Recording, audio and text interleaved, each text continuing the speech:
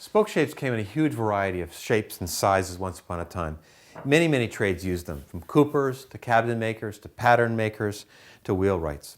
I've got some made out of brass, some cast iron, some wood, and some with curved soles, some with straight soles. These are two of my favorites right here. This is a Stanley 53 with a gull wing handles, gets your hands away from the work.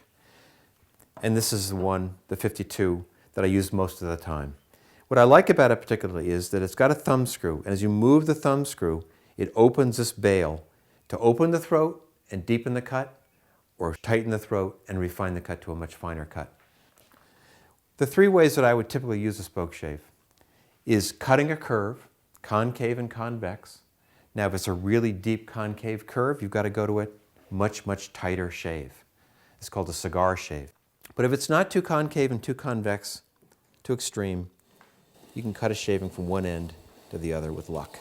It takes a lot of concentration because what I'm trying to do is keep the edge engaged with the work, which means I've got to be keeping on tipping the tool. And what's really hard is to get started. And what I find is easier there is to sort of do a little bit of a skew cut and then slip around and go square with the work. If you're working a piece like this and you're starting to tear out by going uphill, then you'll have to reverse direction. You want to be going downhill as much as you possibly can. So then the question comes, do you move your body to the other end of the bench, or do you move the tool in such a way that you're pulling it towards you? I would probably tend to pull it towards me and try and learn how to do that. As you can see, I'm not as good at it. And then the trick becomes how to blend them together. One of the things I like about hand tools is I can orient this tool any way I want to the work, to make a chamfer in this orientation, or a chamfer in this orientation, or maybe the conventional 45 degrees. It's not a question of speed, it's much a question of maintaining balance.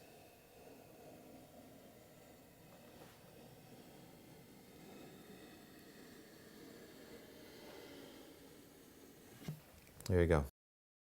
Is that neat or what? Okay, I've got one last technique.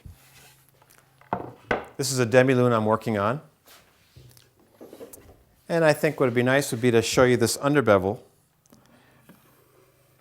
It's a nice place to use a Spokeshave. Again, to maintain these angles. Really, I've got a line here and a line here, and I want to join the, meet those two lines. So sometimes it might be working a little bit more this way, sometimes a little more that way.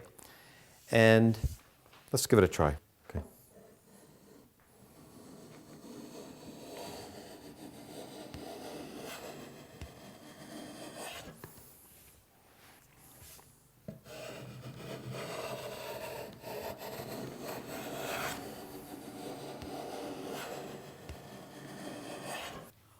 The way I bring the blade down into position is just to tap it, one side or the other.